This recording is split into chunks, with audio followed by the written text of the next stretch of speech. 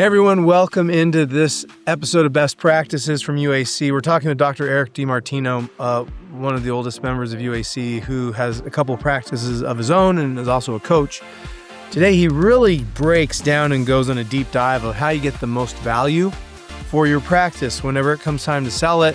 We talk about private equity, we talk about bundling practices, about maximizing the value of your practice, why that's a benefit, whether you're thinking of selling or not. This is a really good episode that seems to be right in the heart of the conversation that's happening more than ever right now for chiropractors. How do we extract the most out of our life's work? This episode is brought to you by Chiro Matchmakers. At Chiro Matchmakers, we specialize in placing a virtual chiropractic assistant inside of your clinic. This is a real-life, college-educated, high-level, offshore integrator, somebody that would probably cost you around $150,000 to $200,000 a year to be on your team if they were in office. But because we find people offshore and remotely, we're able to bring them in for $9.87 an hour. If you've never had somebody at that level working alongside of you, handling all the, literally working two steps ahead of you as they integrate into your practice and understand your social media, your billing, your EOB, your operating EHR system, what AI you need to implement in, phone work, confirmation calls, metrics, KPIs. It's a real game changer, puts a lot more money in your pocket as an owner, and brings stability to the practice. So Chiro Matchmakers is honored to sponsor this episode. Let's jump in. Hey everybody, welcome into this episode of Best Practices for the UAC podcast. And we have my longtime friend, and Eric's been in UAC as long as I have now, Dr. Eric DiMartino. And Dr. Eric practices up outside of Detroit and is also a coach and has a couple practices of his own. So my question before we started rolling, Eric, was just you have your fingers in a lot of practices. So what are you seeing the conversation and the interest, and where's people's focus going right now in 2026? Yeah, that's a great question. And first of all, thanks for having me. So coming into this, I was thinking what's the conversation now in chiropractic? Yep. And I get the opportunity with Remarkable Practice as a coach. I get to work with some pretty high level docs. Actually, some of the clients are in UAC, and so really high level docs that aren't having your average chiropractor struggles where they can't pay the bills or things like that. Right? These are docs that are operating at a high level. But one of the most requested challenges that they come to me wanting me to help them overcome is creating time freedom. It's like Mm. these docs have gone through the stage of their career where, we all start out, we're the only doctor, right? We might have a team member or two. We're just busy in the business, seeing all the patients, just trying to I just need to make money. And then we get on the other side of that and we're profitable, we're making great money, helping a lot of people. But then we realize that we are completely tied to the business, right? We are Yeah. the business and there's zero time freedom. I'm sure you guys spent time there. I know I spent about a decade of my career there, Also, where I Eric, was, yeah, sorry to interrupt you, but no, the other side of that coin too is that constant pressure of knowing and not wanting to pay attention to, if something happens to me, I'm screwed. And I never let my mind go there, but it was always breathing down my neck. I remember adjusting with 104-degree fever. I was about to hmm die, but there was not an option. So I had my smile on like I was normal. And I remember that pressure, and people didn't talk about this back then, but that was hmm the other side of this coin when it's only you. That was rough. yeah, 100%. And we took the Cairo vacations, which was you'd cram in all the patients from Monday to Wednesday, right? Take like Thursday to Tuesday off, and then you'd come back and you'd see everybody, Wednesday to Friday, right? Because it was Yep. just the business was completely dependent on us, right? If we didn't Or show up, nothing happened. we would close for a week, and it didn't take too many times of that to go, wow, that cost me double because I didn't make any money for a week. Plus, I hmm spent money to Then, take my family on a yeah. vacation. It was that's not just part of the equation. And that was when I started doing the Cairo vacations to, try to cram them in so you could at least not take such a hit. So, Yeah, 100%. But it's a great season to go through because we learned so much about being a great chiropractor, being a great business owner. The key, though, is we don't want to stay there too long, right? And so, especially UAC docs, we want to be able to scale effectively. And so, I'm kind of combining the concept of time freedom, which with this thing that I've been really thinking a lot about lately, which is enterprise value, right? And enterprise value is simply what would somebody be willing to pay for your business or businesses?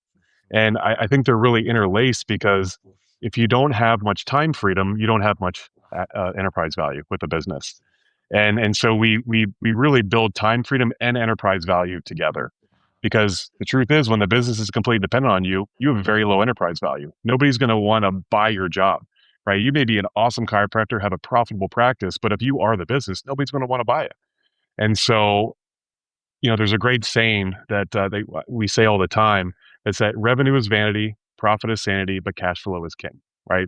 And I've seen a lot of practices have lots of revenue, but their overhead matches their revenue, so there's no Yeah. profit. And then we all know how important cash flow is, but I would personally want to make a tweak to that and say cash flow isn't as king as enterprise value. Enterprise value is king, right? Because you could have great revenue, you could have great profit, you could have great cash flow, but have really low enterprise value because the business is completely dependent on you. And when the business is totally dependent on you, you have zero time freedom, right? Like I said, we've all been there. I went through that season where I missed half of my kids' soccer games and dance recitals and everything because I had to be in the business or else we weren't generating revenue. And what made me really think about this was about a month ago. I was listening to a podcast. Can't remember who it was. It's some business guy, and he was talking about he has over $100 million in businesses, and he was talking about how he measures obviously a lot of KPIs, having that much revenue in business. But his number one KPI that he looked at every single day was the increase in his enterprise value for every dollar he put into his businesses. I thought that, wow, what a cool KPI. Like for every dollar I invest in my businesses, how much does that increase my enterprise value? And it's like such a high level metric. I thought that was a pretty cool thing. And, I'm a math guy. I'm a nerd when it comes to stats. And so I'm like, I want to create that. Like, how would I create a formula or an equation or a metric to know exactly how do I measure my enterprise value? And so I started to research like what goes into that. And what I found was there's three key categories that really determine enterprise value. It's risk, predictability, and profit. It's those three things.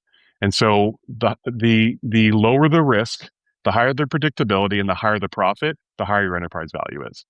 And so I'll kind of break down what this means for the Well, listener. So pause there, Eric, actually, before you please. go into I wanna give a couple thoughts. I know Brian has some too.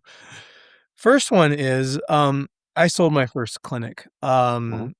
and, it was a good sale. It sold for 1.2 million, and, I think it was about 2 months after I sold it, Wendy, my wife, looked at me and said, "We shouldn't have done that." And I was like, "Are you crazy? We got a big check." She's like, "I would have rather had the 30 or $40,000 every month."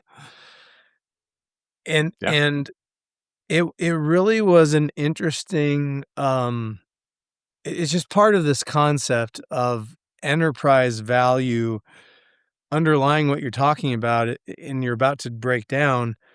When you have a good business, you don't have to necessarily sell it, and of all the investments I've ever done in my life, which is where you're going with that stat for every dollar you put in, um, nothing's come close to our practices, and that's why Mhm. I started opening other clinics after selling that one because I realized, boy, that was dumb to sell. I'd spent 15 years building that thing, and then having opened new clinics, you kind of forget what that first 5 years is like, and I just realized if I can figure out how to keep these clinics and not sell them, there's what else could I put a dollar into that, I guess in practice terms, put $100,000 into that's gonna bring back $1,000,000 top line revenue every year?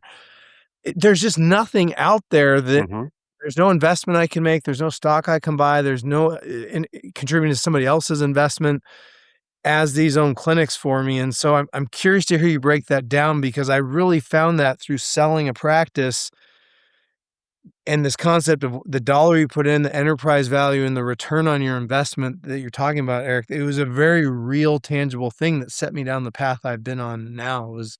realizing the pain of, wow, if I would've just held to that business, what in a year and a half, I would have had that return, and now 15 years later, how much more money would that have been than a one-time check? So I Yeah, Yeah. know I Brian, went through the you're around private equity a lot. Where's your brain going on this? first of all, I, for a long time regretted closing my practice. We started Clinic Mind 20 something years ago, 22-ish, and, my practice was really go it was growing, right? But I started really young and practiced this company, and it took off, and I'm like, "Oh, I'm so busy."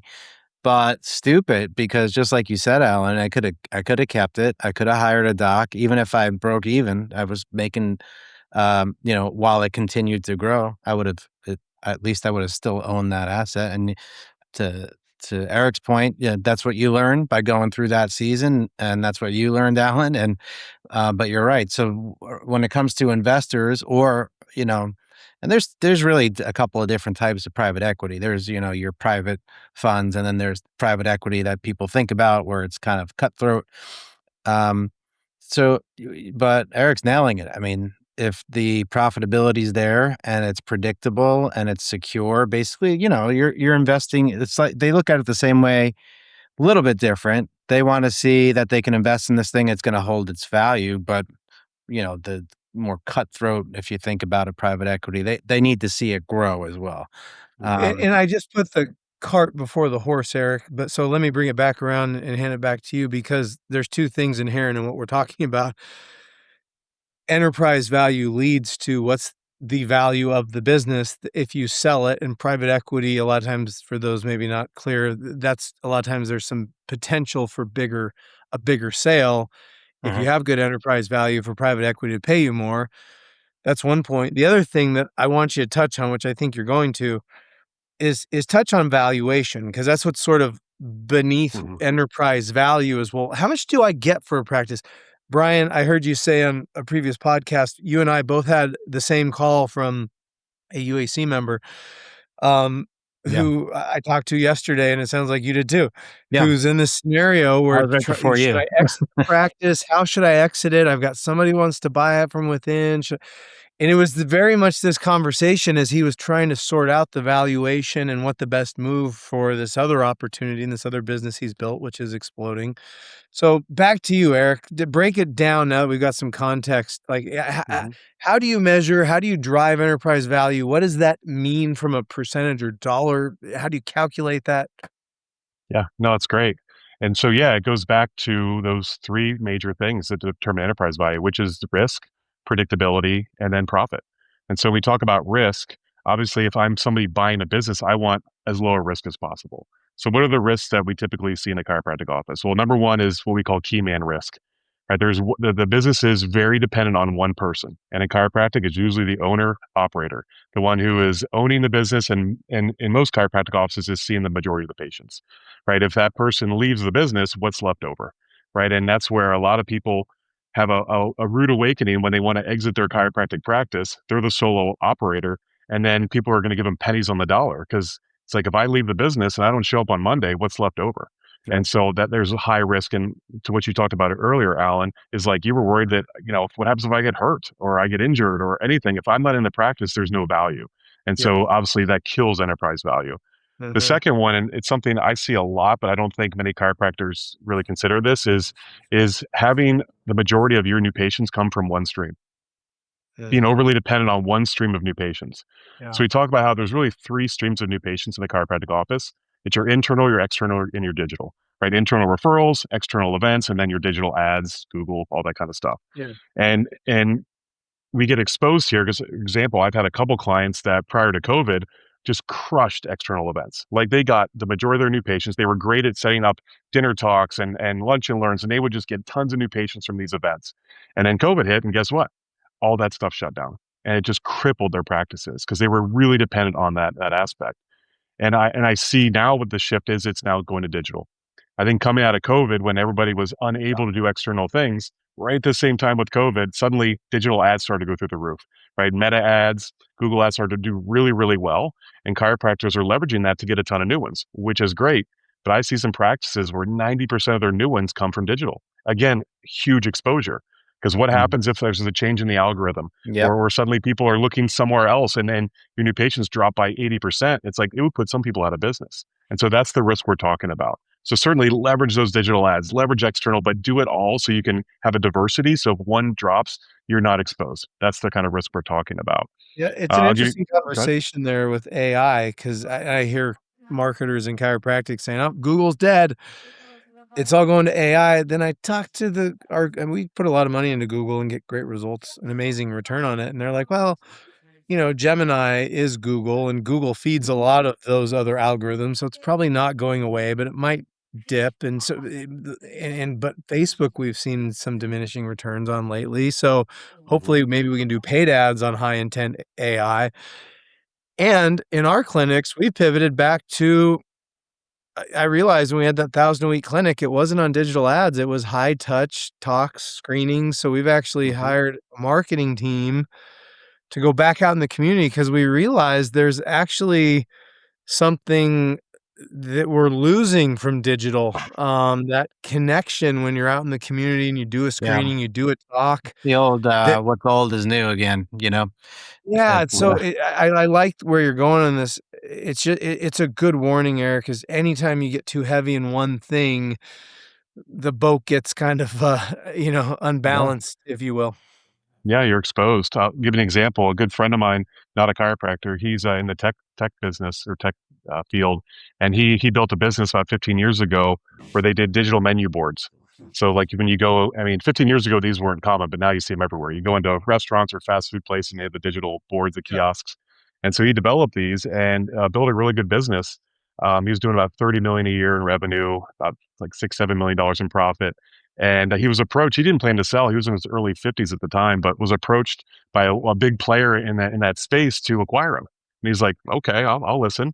And so he had kind of done evaluation and himself, and it's crazy in tech the multiples they get on earnings. Yeah. So it was a 15 multiple in his space, Cool. which in chiropractic, if you get like a 1 to 3, you're lucky, right? So yeah, 15 times profit is what they look at. So he had assessed that his business was worth about $100 million. Well, the company came back and they only offered 50. And he was like, "What are you talking about?" And the reason why is it's 70% of his business was tied in with one client. yep, He had one really, really big client, that he had, and they were a great client, but it was 70% one client. They said, "If that client leaves, we're screwed. So we are Yeah. not gonna pay 100, but we're gonna give you 50 million." And he kinda hemmed and hawed, but then he realized, "Okay, 50 million, I'll take that. That's life-changing money." And so he exited, and he's doing a bunch of other stuff now. But just because he had that risk of 70% was with one client, he took a $50 million haircut. And Yeah, I so think we have to be aware of that. I tend to my earlier mind would say, "Well, I'm diversified. I have lots of patients. I don't have one patient." But Mhm. your point is the exposure is on the marketing side of where those patients are yep, coming from. So, Yeah. 100%.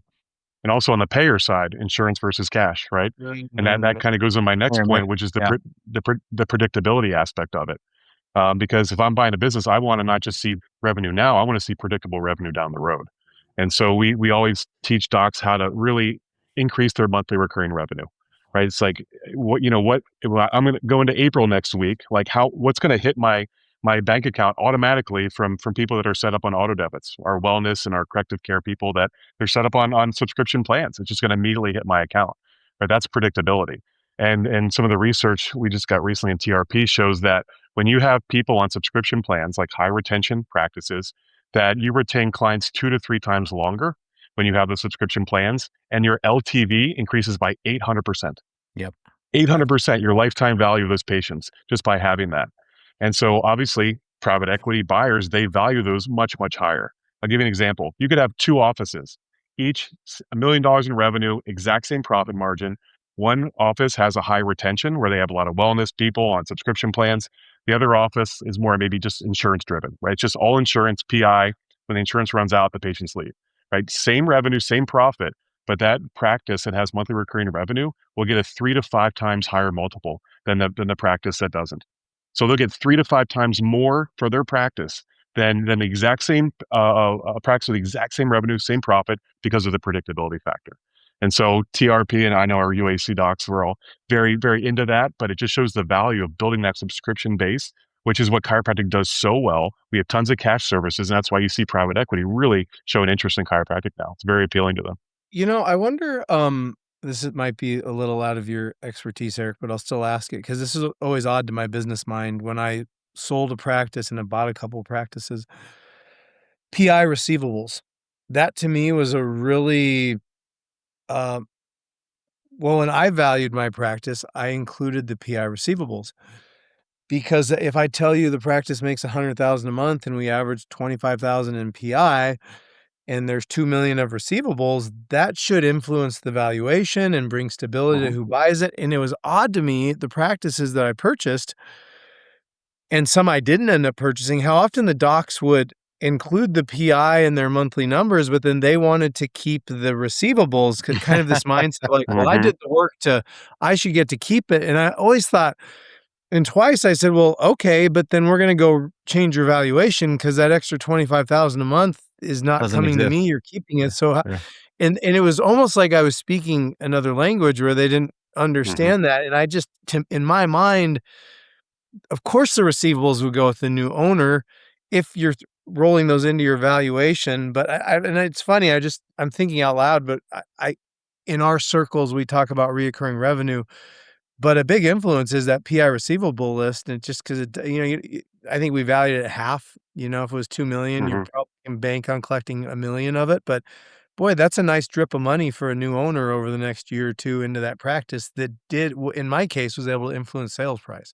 I know a guy Yeah. that bought, I think it was about $20 million in PI practices just and the collateral was the receivables. I mean, he was able to leverage the receivables of these practices and get almost 100% of the money to buy the practices. Um, Interesting. yeah, Yeah. Yeah. Because there's equity value in those. Yeah. yeah, You could borrow against them. Yeah. Yeah, it's back to Yep. that it's possibility very part of secure. that It's Yeah. the equation. eye this was in Las Vegas actually, Alan. So it's very predictable. They know they can do the math. This is how much is out there percentage wise. You're gonna get this worst case. We'll leverage that. We'll give you the money. You buy the practice. You as long as you buy with the receivables, then yeah, Mhm. good to go. Yeah. So, 100%. are you seeing, Eric, I'm curious, um, because here's my numbers, contradict me, but generally, we work quite a bit with, Kevin and Crystal Meisenheimer over at Progressive Practice Sales. We kind of refer back and forth. Mhm. And it's rare that a practice valuation comes back higher than 1.5. Maybe 2 is the highest I've ever heard him say, and to get it to the On 2, there's EBITDA? usually Or associate 2 times EBITDA, sorry, okay, or yeah, seller's discretionary income, however right. you wanna call that, but the money that the owner takes. And, 2 seems to be the tops with an associate and with a good reoccurring revenue. They say 3, but I've never heard them land on 3. And so that's where we're seeing a lot of people get interested in UAC, outside UAC. Let's roll up 5 clinics because now you move your EBITDA up to maybe a couple million and your top line to 10 million. And now maybe you get 5 or 6, or some of the companies like Chiro One that do roll ups will come in and offer docs 3 or 4 times because they're part of a bigger group. So they get this Mhm. private equity valuation, which is more of what we call a Wall Street valuation than a 1.5 Main Street being like when another doc buys you versus, um, any thoughts on that? Are you seeing people in your circles that you coach starting to think about how do we wrap this? How do we combine with others? Or do I open multiple clinics now so I can move up on valuation? Where do you see those conversations going, Eric?